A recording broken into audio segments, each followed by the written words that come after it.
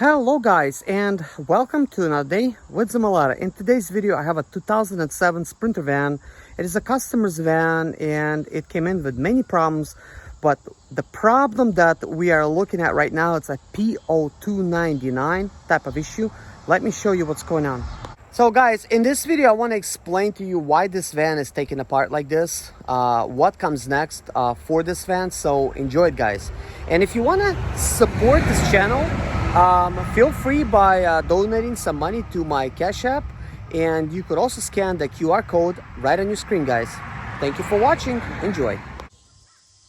So normally when a PO299 problem happens, usually it's this seal right here that fails.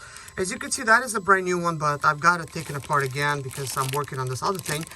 That is the old type of seal right here. It's as you can see, like when you're looking at it, it is not busted, but if I pull it out and I look here like that, okay, you can tell it's busted. This is why it's always a good idea to pull the pipe off. Don't just try to guess if it's ripped or not. It's easy enough to do that.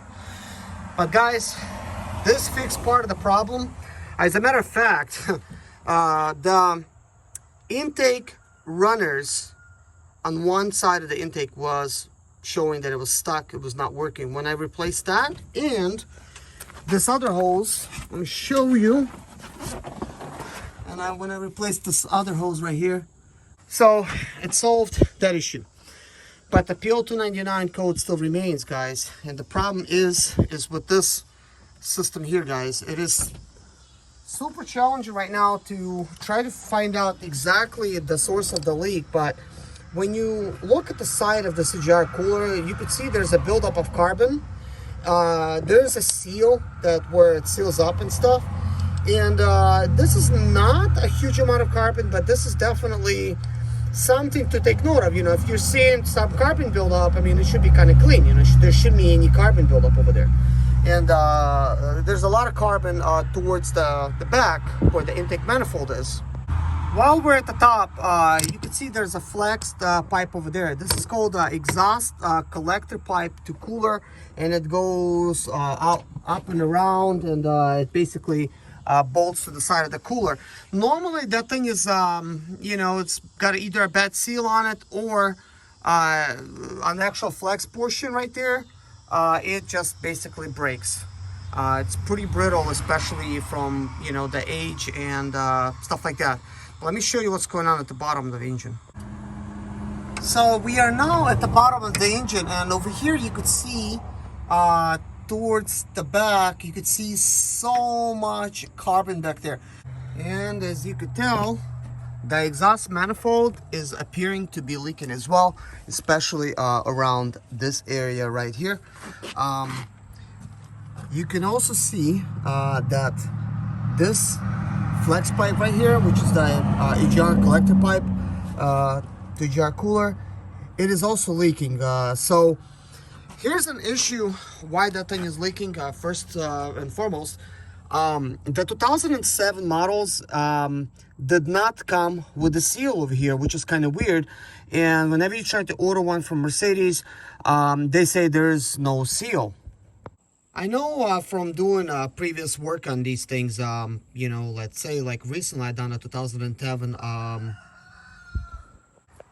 From doing previous work on these vans, I did discover that they do have seals. And that's why it was kind of strange that they told me at the Mercedes that it does not come with a seal. And they twisted their monitor around and they said, hey, take a look at it, there is no seal. I'm like, okay, wasn't gonna argue with them about it. So I went home. And then I went to my 2012 van and I pulled the EGR cooler off. And then I inspected, and my 2010 had the seals. And I'm like, well, what's the issue here? So obviously that proved the point. Also, the 2010 had the seal when I did that job. And then I came to this one and I pulled the EGR cooler and no seal. So apparently in 2007 they were not using the seals, and then they were having some issues, and then they said, you know what, let's just use seals over there. But over here they did use seals, and as you can see, that one had seal. That seal is actually still present in this pipe right here. Now, another thing I want to explain. I will show you the EGR cooler problem where it was actually leaking. That is definitely very, very, very apparent. Now, as far as the exhaust manifold goes, is it really leaking? That is hard to say because, you know, at this point, I'm not about to start up a van with everything, you know, being the way it is. But the seal is not that expensive. And I said, you know what? I already taken so much apart. I just asked the customer, you know, if he wants me to go ahead and actually replace the exhaust manifold seal, because there's not a lot of work to do now since most of the stuff is disassembled. And he said, yeah, definitely replace it, because one thing you don't want to do, you don't want to replace the EGR cooler and all those seals and then discover the exhaust manifold is leaking on this side. And you could see it's got leaks everywhere. I mean, all this is, you know, with carbon. That's with carbon. There's carbon kind of like all around here. But anyways, guys, you might be wondering, is it difficult or not to remove the EGR cooler? Well, the EGR cooler itself, it's not difficult to remove. There is 2 bolts in the back, and there is like a little bolt, you know, to hold down, you know, this type of lines and stuff like that. A little bit of bolts here, some there, and some there, some towards the front. Those two. You know, it's not that big of a deal. But guess what? It is a big of a deal when you have everything installed. There is this fan has a shroud, and it sits right up against it over here. So in front over here, there's a bolt where you gotta remove, which bolts over there. There is nothing you could install, like literally, like there's no room over there, there's no room over here. Like, oh, you could kind of make it work right here, but whenever you try to remove that pipe right there, as you can see, there's a subframe and everything. It's going to be very challenging to try to remove those 2 bolts at the bottom. You know, you could possibly do it by stretching your arm out, maybe using some extensions. Most likely, you would have to end up removing the actual PDF right there, that whole, you know, pipe right there, so you could actually have a little bit more access to it. You know, that being said, let me show you the actual leak on the EGR cooler. So here's the EGR cooler. It kind of sits like this, where you could see the EGR. And then when you're trying to inspect it, this was, you know, the exhaust that you could see. You could lay it down over here, and you could see kind of like where it mounts. There's a bolt here, there's a bolt there, there's a little one right there. There's a bolt there, another one right there, another one right there, another one right there, and another one right here. And then, of course, you're gonna have 2 bolts right here, and then 2 more on that side. And of course, the front end being assembled with a radiator and fan shroud, everything being in the way, is basically impossible to remove all the stuff here. So you have to disassemble that front end. Now, if you have maybe some special tools, which I haven't seen, then maybe you could do it. But anyways, as we inspect this, push this thing all the way around, you could see that there's like little gaps right here. Little tiny gaps, and this is actually where the majority of the leak was coming from, and then it was going a little bit higher because it was hitting the wall and creating this residue here in this area. Also, you could see all the carbon buildup over here because there was no seal, because that's the way they designed it in 2007. So there was no seal going here, so obviously that was leaking. Take a look at the place where there was a seal. You see how, like, you know, this wasn't even cleaned up or nothing, and you could see there was a seal here. You could see kind of like the outline of a seal, and it looks a lot different. This wasn't leaking, while this one was. And some of the stuff is me trying to scratch it and stuff like that, because I was trying to see, like, what, really? No seal? Wanted to make sure. Now, you can buy these type of seals at the dealer. They do sell them. So we're going to be replacing one of them. We're not going to touch that one. Actually, come to think of it,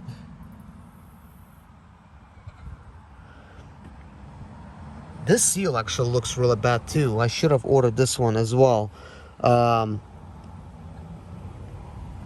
It's kind of hard to tell in this area, but it also appears to have some carbon, but there's also some oil leaks and stuff like that. I think it would be a good idea to replace that seal as well.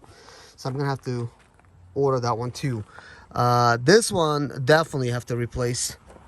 But that one, I could see there's a slight cracking, especially along here and stuff like that. But whenever one goes, it's a good idea to replace that. But right now, it's not too late. I still got to go to the dealer to pick up this seal. I'm going to have to go ahead and order another one, and then we'll deal with that. But we have another thing that we have to deal with. So with this out of the way, you could see that this is what it takes to actually remove the EGR cooler. I did have to remove the front end. Believe me, I tried seeing if it is possible to try to remove it without disassembling the front end. So if you have a broken fan shroud, then yeah, there's gonna be like a little bit of room. In this situation, the fan shroud is way up against everything, and I wasn't about to break it. So in order to remove the fan shroud, you have to remove the radiator support because everything's closed. You cannot remove it any other way. You could attempt to remove the fan and then try to get the fan shroud, but that's another story right there. You know, I guess if it's easier for you to remove a fan, and these are the way they're bolted, it's kind of challenging to remove sometimes. Those bolts get really stuck. But in this type of situation, I have to disassemble the front end because of what I'm getting ready to tell you next. As I mentioned in previous videos, this van does have an oil cooler seal leak, which is way back there. That's where the oil cooler is located. And to get to the oil cooler, you gotta remove all this right here. And that's a lot of work. So in order for me to actually do that, some of this stuff is gonna have to be removed on this side too. Because that stuff is going to be in my way, because I'm going to have to remove all of this shenanigans right here. But anyways, that job I will focus on in a different video. So as you can see, there's lots of work to be doing over here. So this is why I did not attempt to try to remove this fan, even though it is possible to remove this fan. If I were to remove the fan, the fan shroud would come out, and then you would have some access to the bolt holes. But in this situation, it is not necessary because this is not the only thing that I'm doing. I'm obviously working over here. So as you guys know from you know, previous videos that I've done, trying to get this turbo removed, this is actually a 9.5 hour job to remove the turbo. And you know, you're gonna have to spend some money just to replace the turbo. But not only that, the turbo needs to be removed, you gotta remove the intake manifolds, and then you have to remove both fuel rails, not to mention some of these other pipes here that's going to be in the way, this fuel filter here, then you know, some of the pipes in the back and stuff like that, and then oil cooler itself with the seal. And then everything needs to be assembled perfectly, or it's not going to work right. You could also see that there is hardly any room back there to get to those bolts. Now, Mercedes actually threw me off a little bit because I spoke to one of the techs. He was a shop foreman, and he says, we get the turbo from the bottom. You know, he says, we get this thing on the lift, and we get the turbo from the bottom with some very long extensions and using impacts. And I kind of thought, well, you know, sure, you could get to some bolts, but most of the bolts is towards the top. You really can't get them from the bottom. And I was kind of thinking that maybe there's a special tool that they have, but I didn't question it. I did not ask him. You know, he was so sure of himself that I thought, hey, that's probably how they do it. I'm thinking I need to learn like a new way of doing it, because I thought maybe I'm doing it a little bit the old-fashioned way, I guess. So recently I asked you know, the shop foreman about this type of situations, and no, actually we get the turbo from the top. They just have to try their best to try to, you know, get some of their impacts back there with extensions and little, you know, swivels and stuff like that and whatnot, so they could actually remove some of those bolts. So that makes a little bit more sense, because he said, no, we don't get it from the bottom. So that's how they get it. So apparently there's some misinformation all over the place, and I'm trying to clear this up a little bit. So that being said, whenever the turbo bolts are stuck in the back, because you could feel them, you could get down in there, you could feel the bolts, but if they're really stuck, you can't put a simply like a ratchet on it, try to remove them, because those bolts are kind of like welded on there. So you would kind of have to use an impact. And I do have some right angles. I got some right angle ratchets and stuff like that that could try to remove in this type of a situation. But things are very close over there, to say the least. So it's gonna be a quite difficult job. I'm not gonna try to record how I'm getting all those bolts off, but I will let you know if it is possible or not. One of the things that I'm gonna be using to help me a little bit to try to remove it is this stuff that I use, which is called Twister by Zep, and that stuff works really well for removing very stuck bolts and stuff. It's really good at penetrating type of fluid. So I'm gonna be using some of that on this van. I think that I'm gonna have good luck removing this turbo. I just feel like that, because most of the stuff that I was removing in this van, everything removed really good. I didn't have any stock rusted bolts, so perhaps that stuff is not rusted back there, and I'm gonna have less trouble removing it than I did before. But then again, I want to get back to the actual EGR cooler itself, because this is the video where I'm telling you like what's coming next. With this EGR cooler and everything, guys, when you do remove the front end, this job is going to be so much easier to try to do this, because you need all of this access back there, because when everything was assembled, I tried to reach in there with my ratchet to get the last bolt, because it's so close to this wall over here and you can't really get nothing.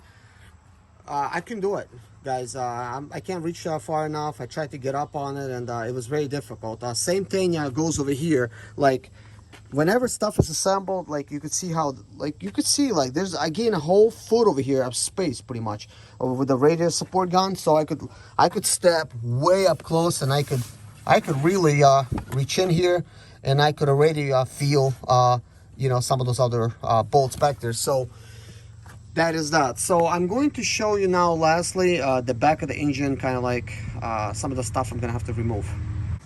So this is a back of a 2008 engine. So I'm like looking at this. There's nothing that bolts in over here. It's interesting design. On the 2010s, this is not located right there. So guys, the turbo is mounts right here. Like, this is some of the mounting holes for the turbo, and gonna be 2 more at the back here. Then I'm gonna have to get to those 3 bolts, to these 3 bolts.